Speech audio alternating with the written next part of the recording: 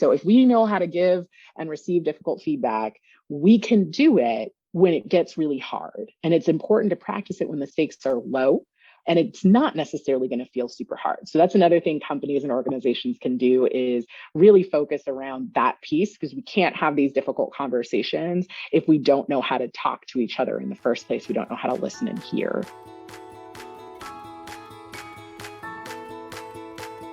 Welcome to You Belong in the C-Suite podcast.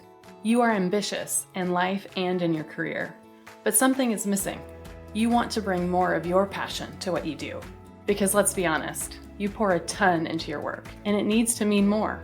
I'm your host, Laura Eigel. I'm a mom, wife, PhD, coach, advocate, introvert, and indoor rowing fanatic. I'm passionate about living a life that's in line with my values. We'll give you the actionable tips and tools you need to lead with your values, make a difference, and have career success. The world needs more diversity and authenticity in the top jobs at organizations. Your leadership belongs there. You belong in the C-Suite.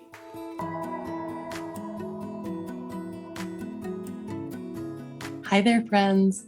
My first book, Values First: How Knowing Your Core Beliefs Can Get You the Life and Career You Want, is now out in the world. Thank you so much for your support of the book. With your help, we are a #1 Amazon bestseller in the business ethics category, and a #1 new release for time management in business and business etiquette. I have poured my heart into this book with personal stories and stories from my coaching clients using the Values First framework. Between the constant pressure of job performance and demands on your time, it's easy to lose sight of your values, letting them shift out of alignment. Those simple misalignments are keeping you from feeling joyful and fulfilled. Learn how to recenter your life and career around what truly matters to you. Order Values First now at your favorite independent bookstore or at Barnes & Noble or Amazon. I want to make sure that you are the first to know about every book activity that we have in store, including virtual and in-person events. Stay up to date by joining our list at thecatchgroup.com/valuesfirst. That's thecatchgroup.com/valuesfirst.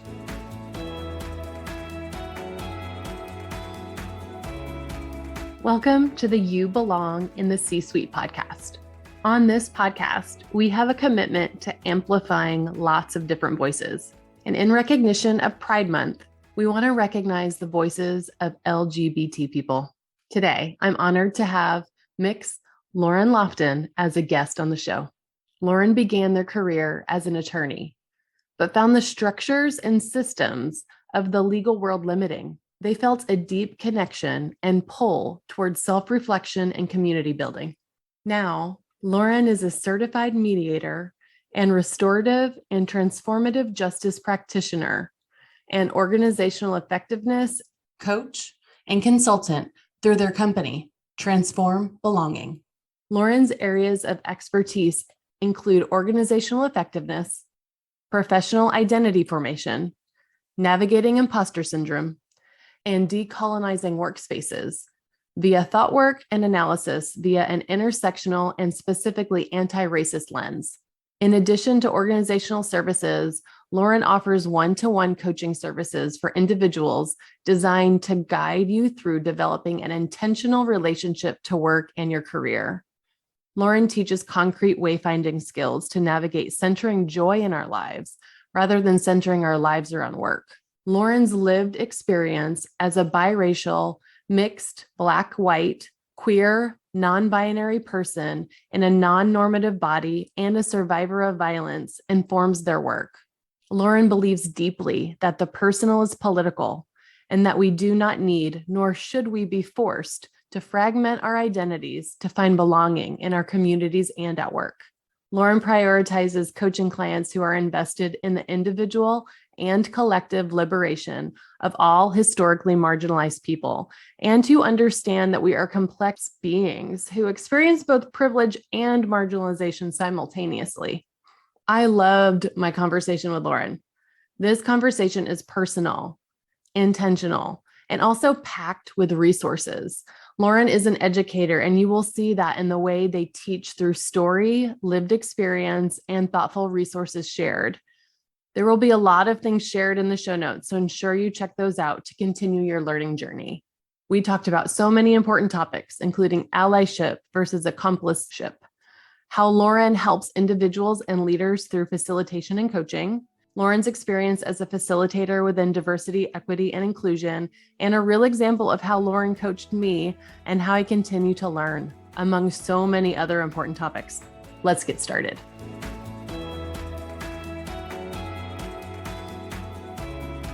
Well, I want to welcome you to the You Belong in the C-Suite podcast. Thank you so much for joining us, Lauren. Thank you so much for having me, Laura. It's so good to be with you today. Well, I am excited to just share the space with you and to be in conversation with you, and excited for all the listeners to get to know you. And I will say, everyone listening, you are in for a treat. I cannot have a conversation with Lauren without learning so much. And they do that in such an amazing way. I've had the opportunity to work with Lauren in a couple of capacities. We were introduced to each other by our mutual book coach, who is wonderful. And then I have had Lauren in a coaching program and have gotten to know them that way and have just seen them blossom in so many ways. And I have as well, because of just proximity to you. So I'm excited for everybody to hear our conversation. It's going to be a very important one. Do you mind introducing yourself and telling us a little bit about your background and your story?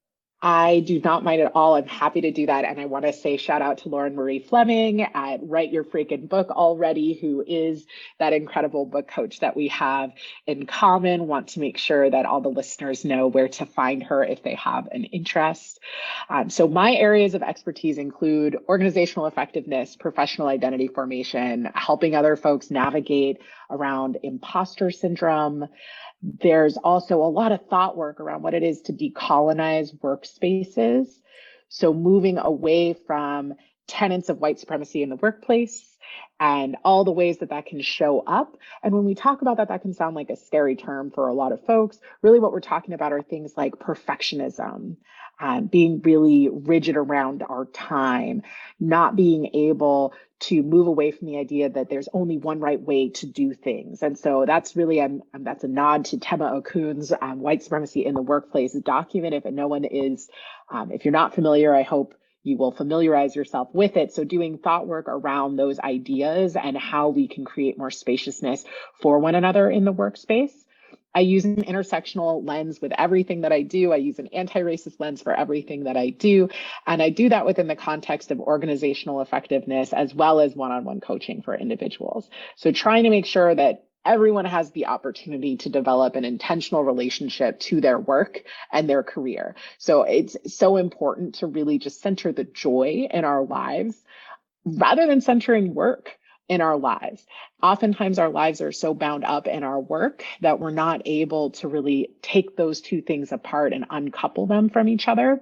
So really making sure that folks know how to do that, right? And with intentionality are both finding joy at work and are making sure that work is not our whole lives, right? Like that's not why we live. We don't live to work, right? We work to be able to live our lives, hopefully in a values aligned way that brings us joy and brings us more connection toward our communities. So helping folks move away from workaholicism is another thing that I do in my coaching settings, helping us cultivate practices for self-care and for personal growth around giving and receiving feedback in our lives, right? Which is such a big tool that we have available that makes such a huge difference. So that's the overarching work that I do. That's with organizations and with individuals. Thank you so much. And oh my goodness, I love how you've modeled that in every interaction, this idea of decoupling yourself from your work. I think that's just a huge problem right now. It always has been. But you're just such a great example of showing others how to do that. And you do that through lots of different ways. We could talk about that, but we're also here to talk about lots of other different things. I think I could talk about. Yes, we are. Lots of things with you. So I'm going to get back on track. Sorry, all We want to specifically, we'll talk about lots of different things today, but we want to center our conversation today on non-binary identity at work. And Yes. there's lots to be learned. I want to share a couple of stories, if that's okay, within our conversation, things that you've taught me, and maybe even some experiences from your life as well, if you feel comfortable sharing them. And we want to dig into a couple of things, but before we get started, you and I, before we started recording the podcast today, we on purpose talked about, hey, there's lots of concepts, there's lots of definitions around identity and all of these kinds of things. We made a couple of ground rules. So do you mind walking through what some of those are for our conversation today? Yes, absolutely. And I will say, I approached you, Laura, actually about this topic and was so excited that you were a yes. I said, I think something I haven't seen on your podcast yet, which I am an avid listener and love to start my morning with your podcast whenever I can, was specifically this topic. And we're headed toward Pride Month as well. It's almost June. So I thought it might be a great time for us to do this podcast to talk about non-binary identity at work. And at the same time as I support decoupling ourselves from our work, knowing that to show up with actual authenticity in our work means we can't leave parts of our identities at home. We can't fragment our identities and not be able to bring ourselves to work, including and especially around our gender identity, right? And the ways that people are going to visibly perceive us based on our dress, on our outward appearance, as well as with our pronouns, right? How we want other people to refer to us. I will also say that we checked in advance about these personal stories. Thank you for confirming on the show today. But yes, absolutely excited to be able to tell from a personal framework. I think the personal is absolutely political. And so we cannot talk about these topics without getting into a bit of our personal stories. And that's really points for connection with each other. So I see it as an opportunity to connect with you in different and new ways, and with this audience in different and new ways. Yeah, and we also talked about the fact that if we wanted to, this whole conversation could be about, here's the definition of this, here's the definition of that. And on purpose, we're not going to go through lots of definitions. Can you give us some context around why? So definitions and best practice terms change all of the time.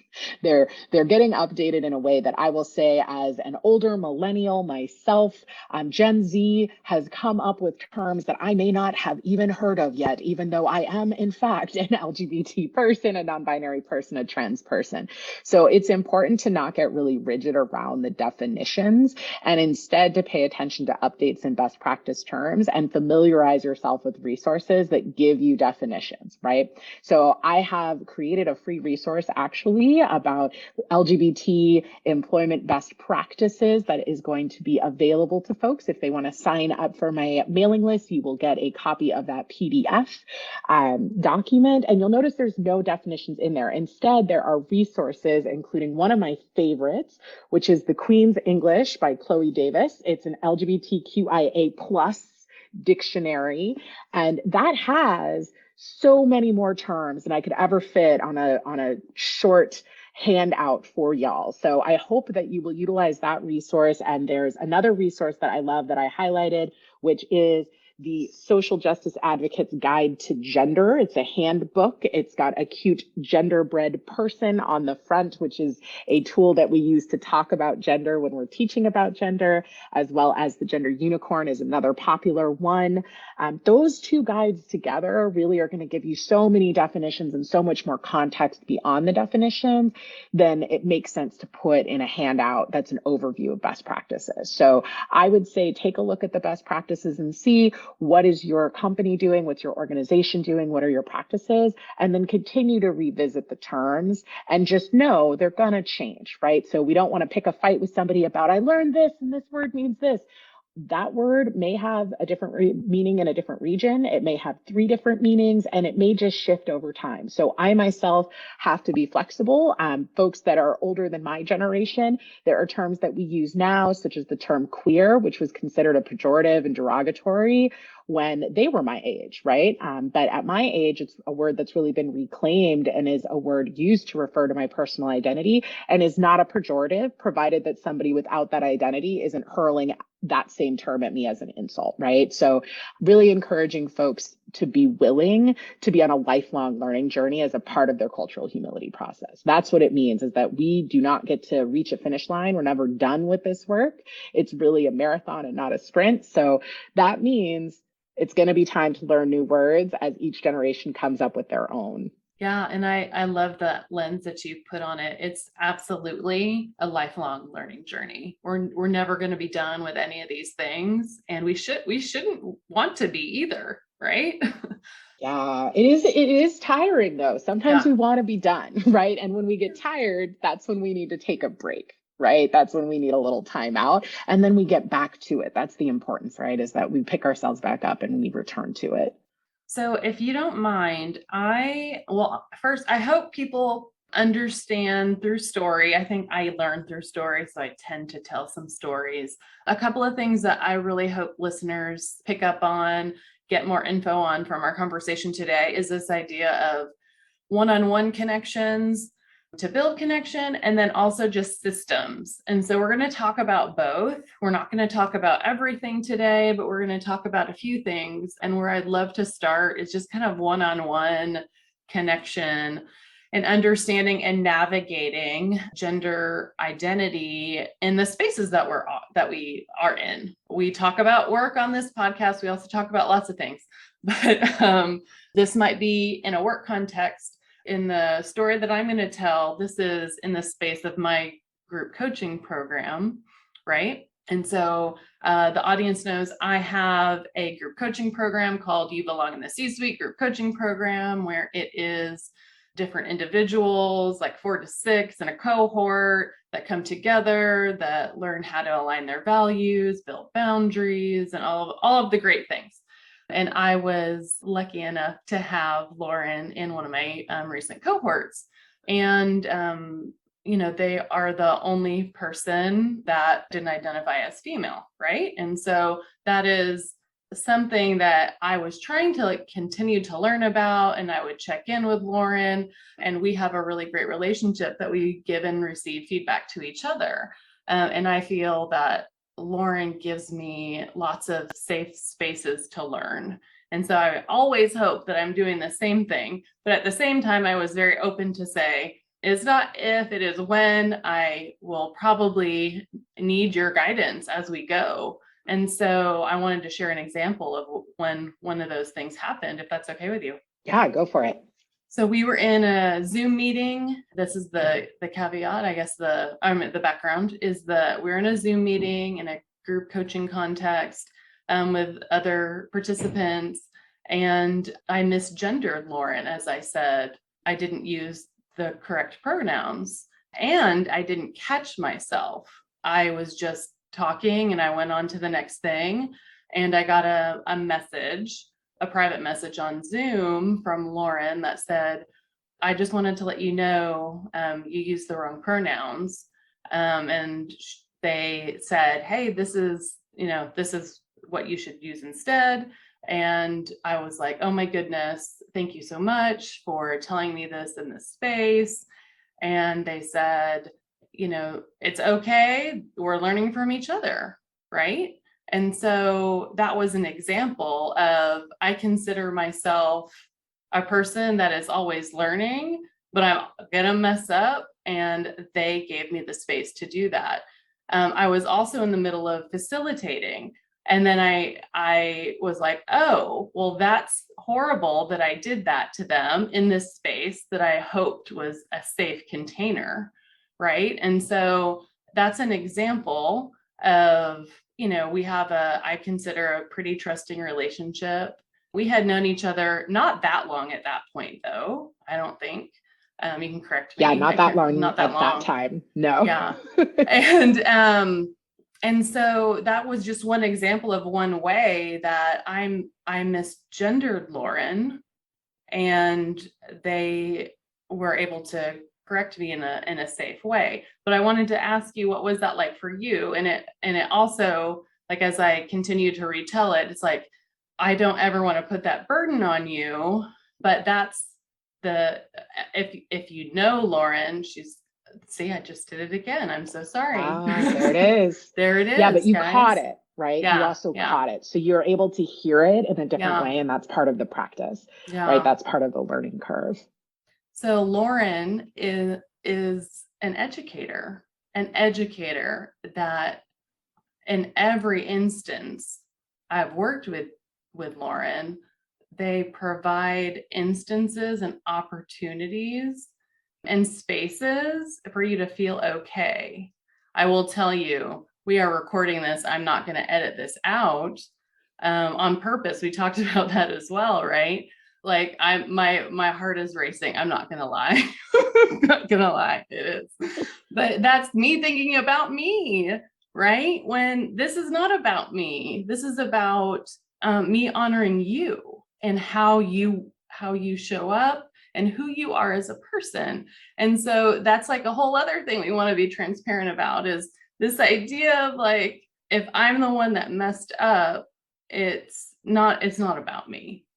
Yes, it's not. And that's true for anything, right? Anything that we have where we might mess up around differences in our identities with other people. So whether it's race, class, gender, national origin, right?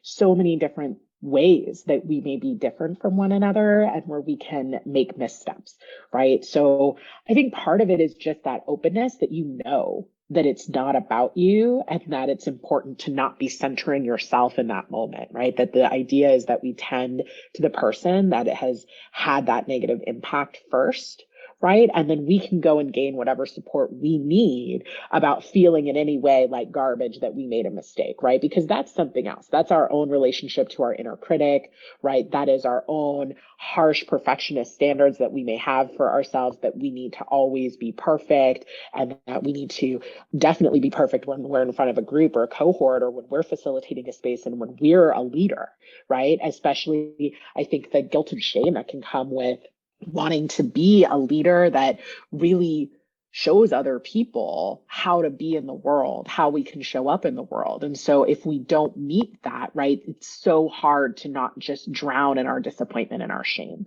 And that is when we can't learn, right? So you're able to be flexible enough, you get enough distance from whatever self-judgment might arise in that moment that you're able to actually center the person that's impacted. You were able to center me, right? And so that didn't mean that you needed to do it perfect. Not for me. What that meant was you acknowledged that something had happened, right? You didn't get defensive or argue with me or tell me that I should have done something differently so that you could have shown up in a different kind of way, right? You just owned it. You said thank you. You asked what you could do to repair, and you asked what I needed to be able to feel as safe as possible moving forward. And that's really the formula. That's the formula when we mess up around anything, actually, right? And when people are willing to do that, for me, it's much easier to be gracious because I can see all of that effort happening. And I've had so many people that couldn't show up that way. They were only able to center themselves in the moment. I didn't mean to do that. I didn't mean it like that. Well, you didn't tell me, or, well, everyone else in this program identifies as a woman, right?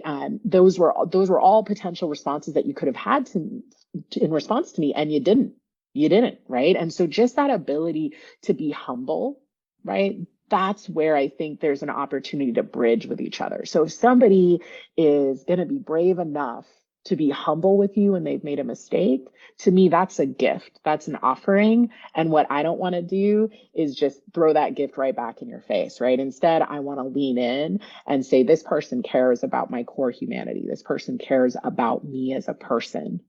How can I care back? How can I be caring back in my response to them? And that isn't caretaking. I don't have to make you feel better. I don't have to say that it's okay. There's actually a lot of people that would say best practice is to not say it's okay, because it's not okay, actually, right? It does put the other person in a bad position, right? So not telling people it's okay that you made that mistake. I think for us, because we have a bit more of a personal relationship and we have a little bit more of an in-depth understanding, even at that point, even early on, we'd still had a few one-on-one sessions. We had gotten to know each other a little bit. I wanted you to know that we were okay, that you were going to be okay, that I was going to be okay, that we were okay together, the two of us, and that we were okay as a group together moving forward, right? And that we were going to be able to navigate these waters together, right? And I said, I had a feeling, I knew that this was likely how it was going to be because this is what happens when I'm in women's spaces, right? Which is really hard as a person that was assigned female at birth, but is a non-binary person who uses they, them pronouns and has a lot of nuance in my identity and in my gender presentation. So I may show up in a very masculine looking outfit. Some folks will go right to a he, him pronoun and a sir kind of greeting. We have other folks that no matter how masculine I am, they will immediately go to a ma'am, right? And miss me and use a she, her pronoun, right? And then there's times that I'm in really feminine outfits and people that don't struggle with my they, them pronoun when I'm in a more masculine outfit really struggle when I'm in a feminine outfit, right? Because we have these gender markers externally that tell each other how to code each other. And we get taught those things from the time that we are very small children. We start coding right away. Long hair means, right? Earrings mean, makeup means, skirts mean, right? And so we just start at a glance categorizing people from the time we're very small, and we actually start gendering everyone else in the world around us based on those categories. And we learn to do that through our families of origin and the ways that everyone around us also gender other people. So something that's different in my community is all of the LGBT parents that I know, we will default to gender neutral for everyone in the world around us. Many of us will do this as a practice. And so our children grow up actually going, oh, the postal service person, right? The grocery clerk, right? Without gendering them or adding any gendered language. And then if they were going to meet that postal service worker, they might be like, hello, postal service person. What are your pronouns, right? And then if the postal service worker says, my pronouns are she, her, right? We want to honor that she, her. We don't want to necessarily have it be neutral language for people where their pronouns are really important to them, right? We want to honor everybody's pronouns in the ways that they need and want to be fully seen in the world, right? But we start with a different baseline. But what we have are generations of people that didn't learn that. And what we have are decades of that conditioning that we're trying to undo in a moment at a glance, which is so difficult, right?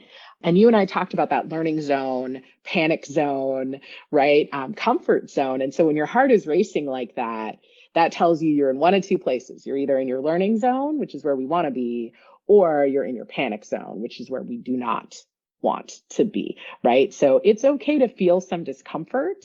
When we feel uncomfortable, we're oftentimes worried, what is the other person going to think about me? Am I showing up the way that I want to show up? Right? There's lots of reasons why we can feel that little sense of activation, as long as we haven't shifted into full-blown panic, where our upstairs brain just shuts down, our executive functioning isn't working because we can't learn anything in that moment, right? And so we don't want to be so comfortable that we're not trying at all. Instead, we just want to lean into that learning area. And that's part of what the group and the cohort really did. So you certainly were not the only person to ever misgender me, although I will say to your credit, you got very good at it very quickly, right? You had a very fast learning curve, and other folks in the group also learned. And this is a thing that happens in every space that I go into where, I'm the only trans or non-binary person or one of a few, is that everyone around me suddenly gets put on a real fast learning curve, right?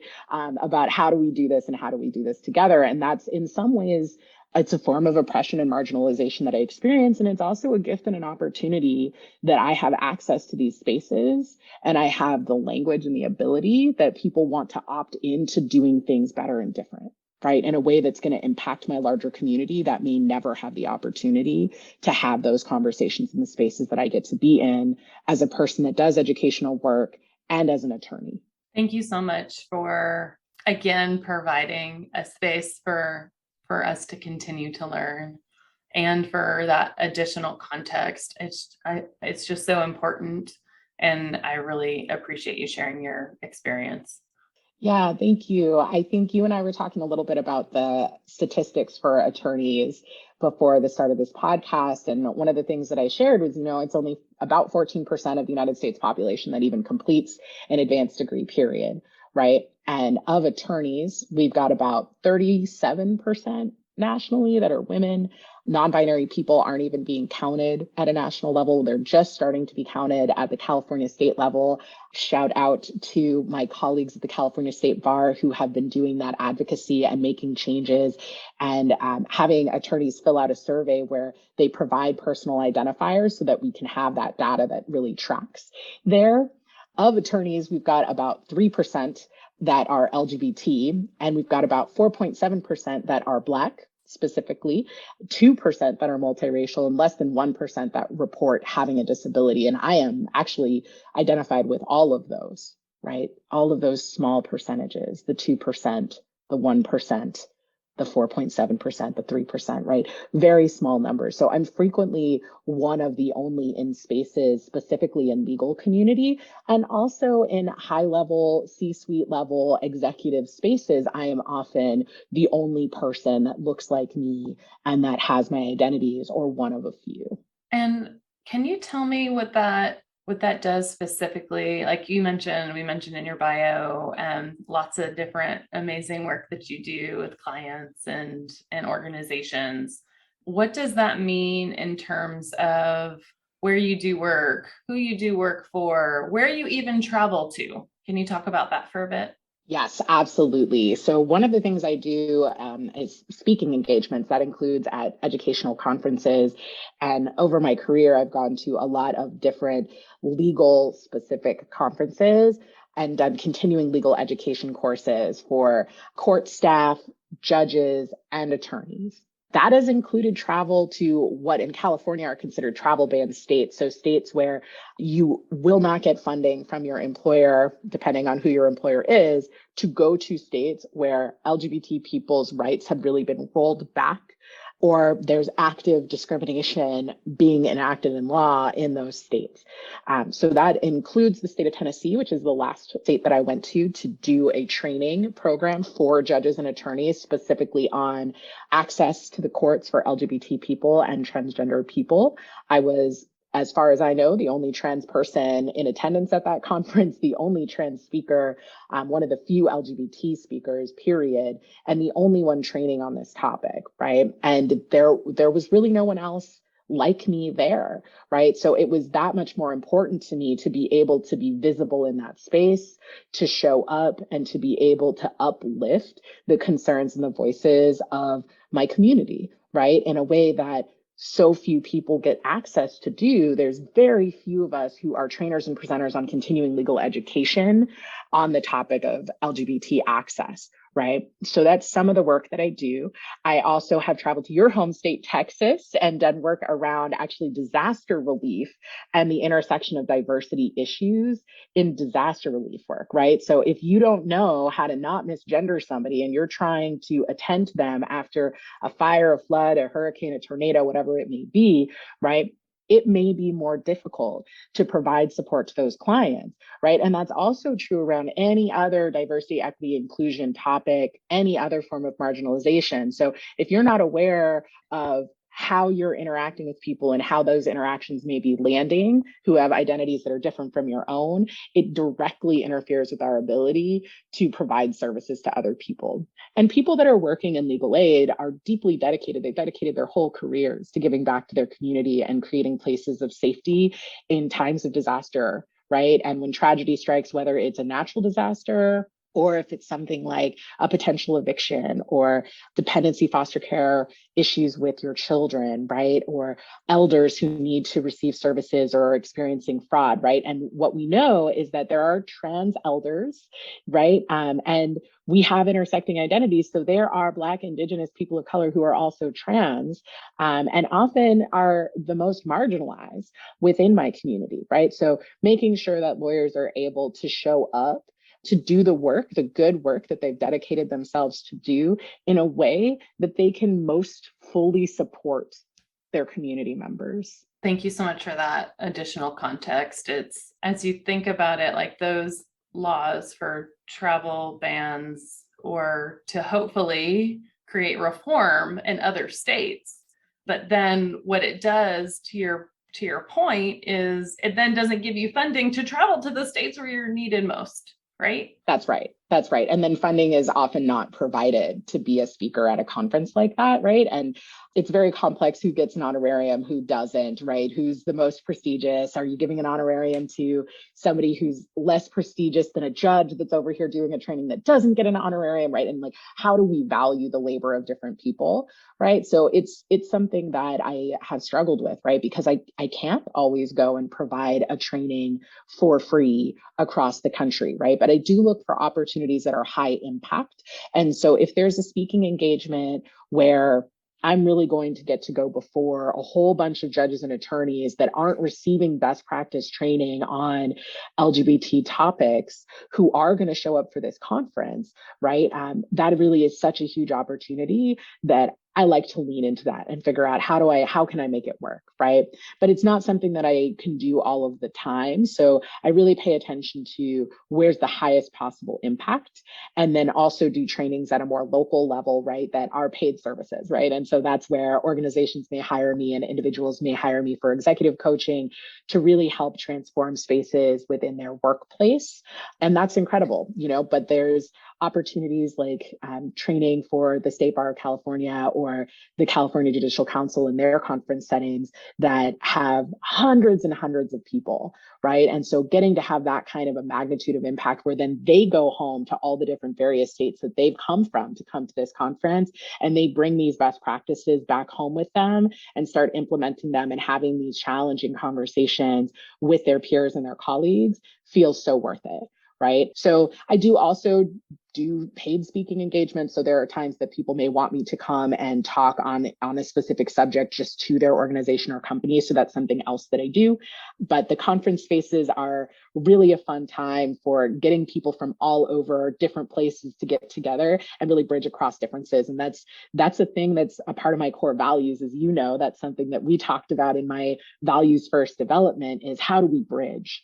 How do we make more connection instead of the disconnection that I think this whole world is experiencing right now from one another, right? How do we find a way to be kind to each other in the face of great difficulty? And you've built this really great resource for us. But as we think about, we're in leadership positions, as we think about gender identity at work, what are some very tangible things that a leader can do to build connection with their team on these topics? Absolutely. I mean, the first part is just talking about it, right? So having in-service time, having, if you do brown bag lunches, what I say is you and I are both introverts. So I know that you'll appreciate this, Laura, but yeah. If you're going to schedule a brown bag, please make sure that your staff members still have some free time to themselves. Make that a paid brown bag where it's a teach-in kind of moment, and then make sure that they still have half an hour to an hour to go decompress on their own, be away from other staff, take a walk, really digest what they just learned, right? Because it's not okay to be asking people to give up their lunchtime for this educational piece that really should be paid company or organization time. So just starting with valuing the topics enough to pay your employees while they're going through any kind of training, whether it's more informal, casual brown bag, or if it's having a formal facilitator come in, right? That's paid time, and that you're paying attention to everything else, whatever else their deliverables are, whatever their deadlines are. Are you making sure that they have everything they need, that they're able to hit their deadlines before they have a training? And when they get done with their training, especially if it's over the course of a few days, their whole world isn't on fire when they come back to their inbox, right? So we have to make it so that our employees aren't feeling time pressured and overwhelmed and resentful at receiving the training, because if people come into the training already resentful, they're shut down. They're already not in a place of learning, right? If they don't want to be there. So just starting with paying attention to that. What's the workflow? Are we paying people appropriately for their time? Have we made sure that we are spending enough time on training that we can actually get to more than just surface level topics? So if you want to bring somebody in for a 2-hour training, all you're going to get are surface level topics. You really need to be invested in, okay, are we doing a full day training, 2 days, 3 days? Is this a week long, right? Are we bringing somebody in that's going to work with us over the course of a year or longer and really come up with a strategic plan for diversity, equity, inclusion, and belonging in the workplace, right? That includes LGBT identities. So strategic thinking is a huge piece. I'd say goal setting come up with your purpose, right? What is the goal of engaging in this work? Do you want to ensure the safety, comfort, and healthy development of transgender and non-conforming employees? Is that a goal that you have? If so, state that in your policies and be sure to use that same language when you're talking to your employees, right? And with your employees, saying the reason that we do this is because we want to help keep every single person in this workplace safe and healthy and happy, right? And that this is part of how we do that. It's also important to pay attention to privacy and making a commitment to keep employee records confidential, which you have a legal requirement to do anyway, right? But oftentimes that doesn't get named, right? You have a right to your privacy, right? That also means that some people may not be out as transgender or as non-binary. They may be questioning, they might not be sure yet. They might not be doing what's called a medical transition, which might involve surgery or hormones. Some people do not ever medically transition. So not making an assumption that somebody is going to change their body or their clothing in some way, even if they are using a pronoun that might be different than the pronoun that you met them with, or might be different from what your unconscious bias in your brain told you they would use based on their outward appearance, right? And making clear that if there is a medical transition, it will be fully supported by HR and by the company, and that includes through your insurance providers. So if you're not selecting insurance providers that provide gender affirming care as it relates to pregnancy, hormones, surgeries, right, then you're not actually values aligned. So you got to make sure that whatever insurance providers you have are aligned with those policies and practices that you say your company is about upholding, right, for the safety and well-being of your employees. Paying attention to names and pronouns is another huge one. So great place to pay attention there are signature lines in your emails and on your business cards is a newer one, whether that's an e-business card or a physical old school paper business card, and making sure that it's not just the trans or non-binary person that has their pronouns on their business card. That's very othering and singling out in a way. Instead, making sure that it's a best practice that everyone uses pronouns on their business cards, right? And that everyone uses pronouns in their signature line. Ideally, that signature line also has information about what are pronouns? Why are we doing this, right? It has a little educational opportunity built in right there. Paying attention to restrooms is another huge thing, making sure that every person has access to a bathroom that matches their identity and their level of comfort and safety that's needed. So that might include single stall bathrooms.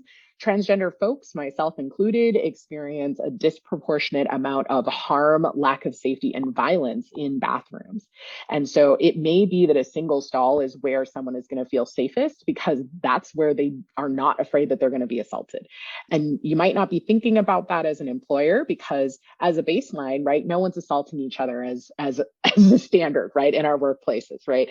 We would hope that that would never happen, right? And yet I know that I have, and my community members have the experience of, for instance, being, smacked by a purse by somebody that perceives us to be male and therefore a threat in a bathroom that they think doesn't match the bathroom that we're in, right? Or go running and screaming to grab security because they don't think that we're in the right bathroom that we should be in, or physically removed from a bathroom by security, including while actually using the restroom, which was one that happened to me. That was not a super fun one. That company received training afterward. What they didn't know is that they had physically removed from a bathroom a transgender attorney who was using that bathroom, right? And so thankfully I had done work with the San Francisco Human Rights Commission, and I knew that they existed and that they were a resource for people that experience things like this. And I was able to report it, and they use mediation practices and some restorative practices to help support businesses and companies when things go wrong and figure out how do we repair where possible.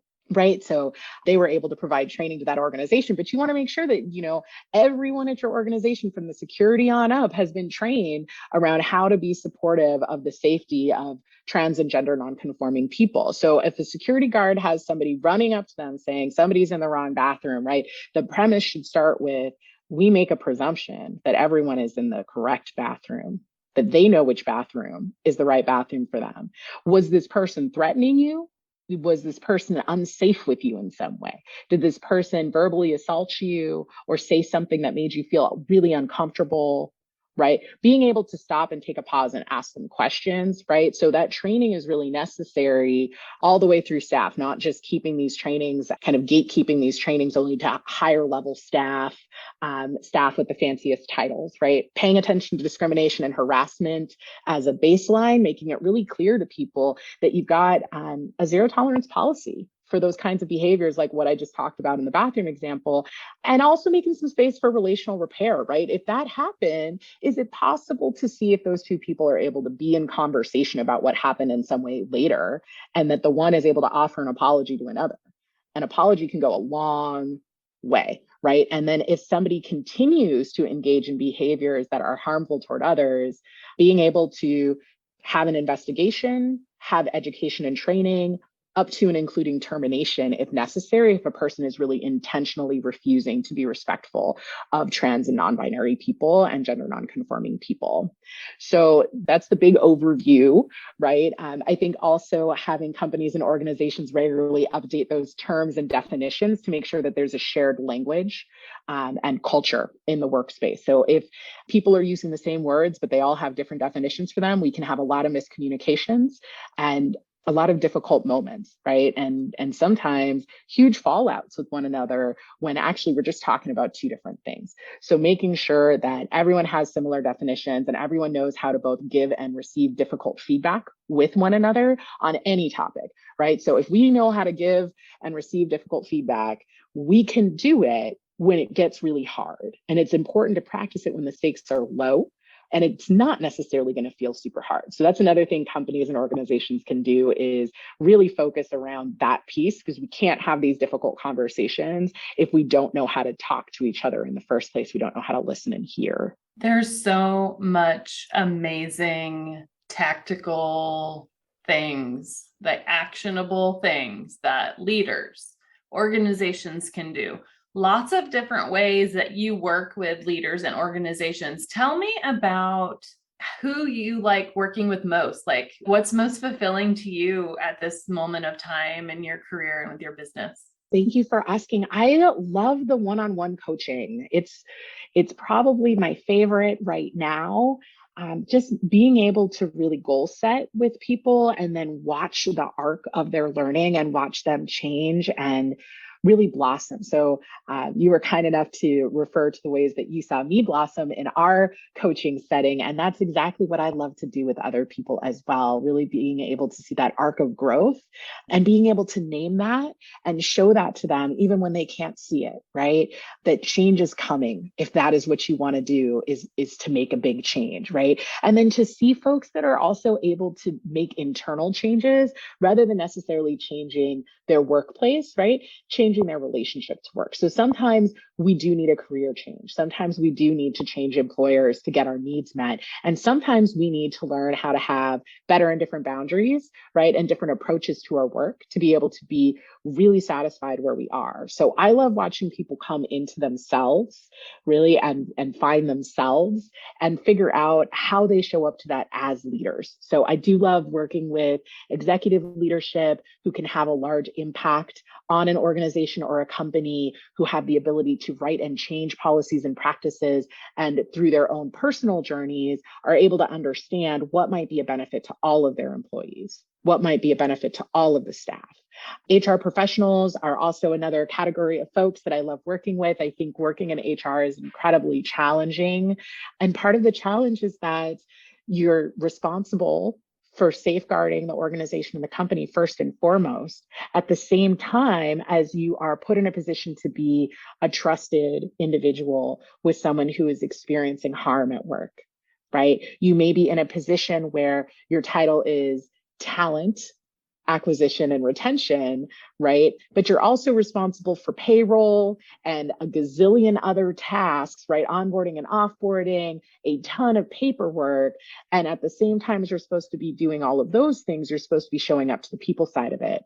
And it can be exhausting. So what I like to do is help people figure out how can they resource themselves to show up fully to the work that they're doing. I do a lot of work with executive directors around how to interface with their board as well. So have served on board committees and do a lot of heart work with boards about, okay, what direction do we see this organization going in? What's really in alignment with the mission and values? Let's develop a diversity, equity, inclusion, belonging framework. That's something that I do at Seeds, which is another area of my work, services that encourage effective dialogue and solutions. I work very closely with the board on things like that. Theory of change and action. How do we change this organization? How do we change ourselves? How do we change the world? How do those things interact? So really being able to dream and vision is where I get super excited. And I still love to do training. So I'm a facilitator at heart. I love being in large group spaces where I help people get into small groups and pairs, do journaling activities, self-reflection, and really go through an educational professional development day or series of days that shape the rest of the year and really guide everyone toward a common goal as they move through their professional careers, right? And helping people figure out how they're going to elevate in their career. So how do you move from the position that you're in to where you really want to be headed, right? And what does that mean for your team? What does that mean for the larger picture? So all of those things bring me a lot of joy. And there's actually an upcoming public training. So for folks that might not be able to afford the price point of my individual coaching or my organizational training costs, at Seeds, we do offer sliding scale trainings that are open and available to the public. There's one upcoming on how to lead meetings. So that's a great one for leaders. How do you facilitate meetings? It's our 101 level. So you can come in with any level of experience, and we're going to give the whole group a baseline that teaches how we use these restorative communication practices, how we are both accountable and kind together, that those two things can and must happen to create a better world, right? And so I hope anybody that's interested will take a look at that and consider signing up for that training, where we do talk through how do we give and receive feedback, right? What is it to have restorative communication, right? What communication skills are key for learning how to empathize, for actively listening? What kind of clarifying questions help us get underneath the surface of things and start bridging across those differences, and really talking about power culture and identity. So that's all those different categories we were talking about before: race, ethnicity, gender, class, sexual orientation, education, all of those different buckets, and a lot of hands-on practice, which is what I really enjoy, is not just talking about the thing, but practicing the thing, because that's where we get better, is in the practice. Absolutely. And I love that I've been able to gain firsthand knowledge on, your facilitation, the nuance, how you meet people where they are, the examples that you give.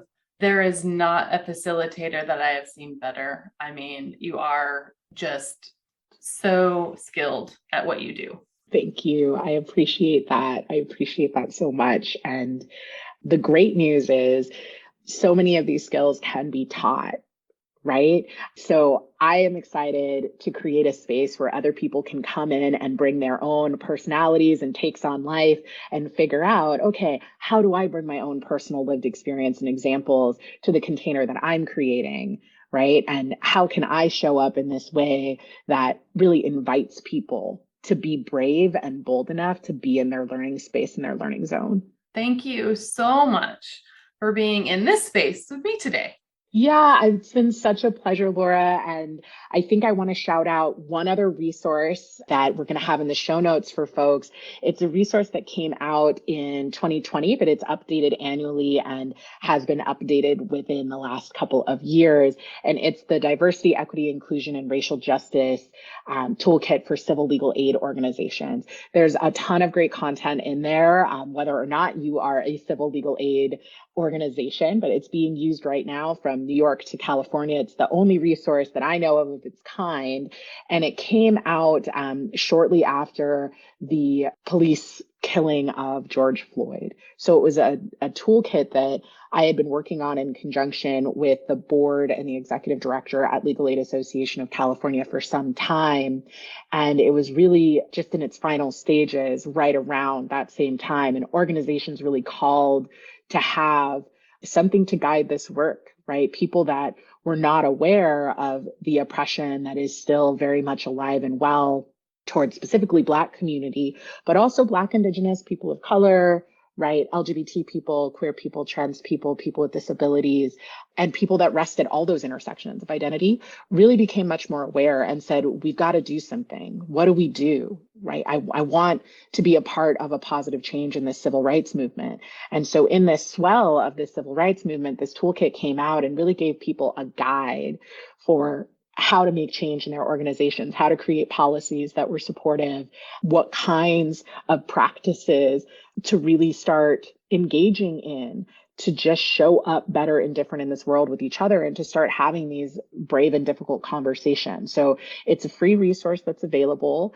It's a resource that hopefully helps folks figure out what exactly is my organization doing now and what could it be doing differently, including around actual policies and procedures. So there's some good stuff in there for HR folks.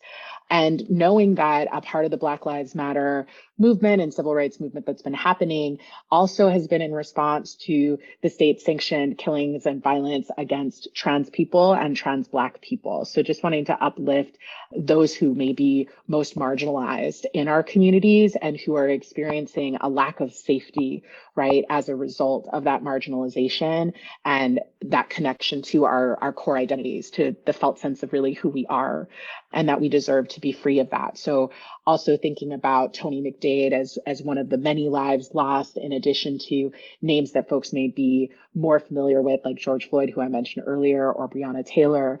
So really wanting to honor community members wherever we can by engaging in this lifelong learning process and taking action. So it really is meant to be a verb. We talked about what's the difference between an ally and an accomplice before the start of this podcast, right? And I think being an ally is really just a baseline. It's a little bit more passive. It's kind of a noun. It's a descriptor of somebody who hopefully is more than just tolerant, who when things happen, hopefully speak up and disrupt any moments where they're experiencing marginalization of other people around them, right? Saying, hey, that's not okay. And like, let's talk about it. Let's check in. Let's talk about how to not misgender somebody in the future. Do you want to practice with me, right? Let me give you a few exercises and homework for you to take home and try out, right? Those kinds of things versus an accomplice. Accomplice, it's really a verb, right? It's being very active. How do I reallocate resources to this community? How do I make sure that in our hiring and our promotion practices, we are seeing people from all walks of life represented at the highest levels at our organizations and our companies?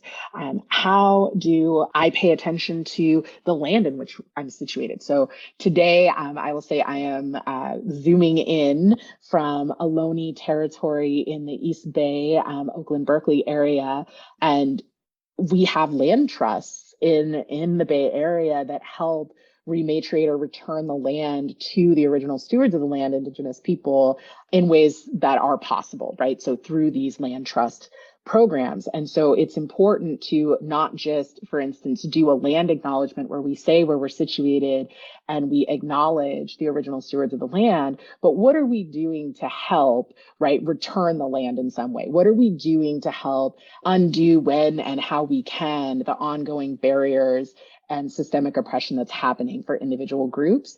And what are the action items that we have available to us right here and now? And if there is no land trust in your area, right, like what can you do to help support the creation of a land trust in your area? Those kinds of things. So really paying attention to what are my actions as opposed to a baseline of when something happens that I know isn't right, I say something, I speak up, and I try to let other people know. That's a good thing. It's not going to change the conditions of this world in and of itself, right? It is important for our interpersonal relationships and our ability to be able to be in community with each other. And it's not enough, right? So being able to be paying attention to not just the lip service that we pay to things, but where do we put our money, right? Are we spending money in Black, Indigenous, and people of color owned businesses and LGBT owned businesses? If we're directing our dollars to LGBT businesses, are the LGBT businesses also owned by a person of color? Are we supporting women leadership specifically, right? All of those kinds of things are so important for really creating a world where hopefully we don't have to learn about pronouns on a podcast, right? Where like everyone knows how to do that because that's actually the social norm that's been created by the generations that have come before. So I really look at the 7 generations out. I look back 7 generations before me and thank all the people that made everything in my world possible, that made it possible for me to be out and proud with a lot of safety, that made it possible for me to be on this podcast today.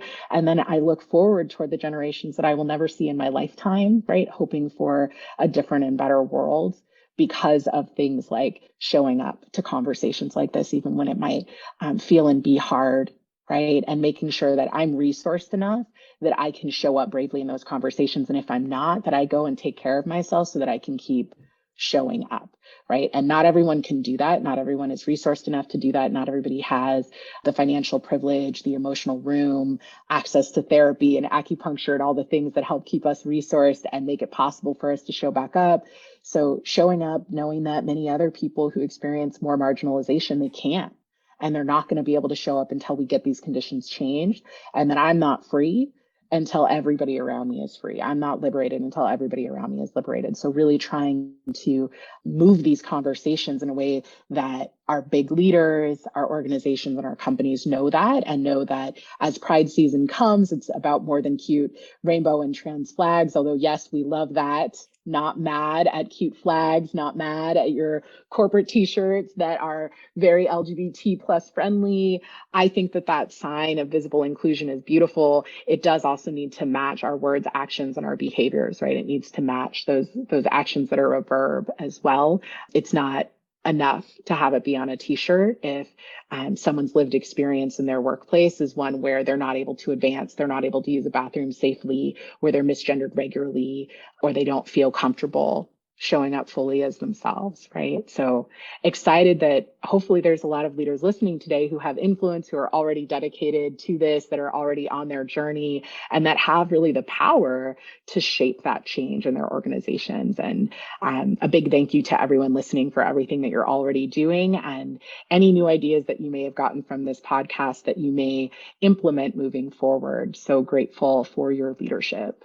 Thank you so much, Lauren, for being here today and for all of the education and resources. Y'all, the resources that Lauren provides, you won't see anything else like it anywhere. So much amazing information that allows you to continue learning and to do that work. We'll link all the resources that Lauren mentioned in our show notes, and I urge you to download the PDF that they've created specifically for us and to get on that journey. And just again, thank you so much for sharing this space with me today. Thank you so much for having me, Laura. It's such a gift to be in community with you. And it amazes me how our values are so aligned that no matter all the different ways that we're different, we're able to come together and always find so much common good to be in conversation about. So I'm so excited that your book is out in the world. I'm so excited for people to be leading with their values. And I'm so grateful for the ways that you've helped support me to lead by my values first as well in all the work that I do. Thank you.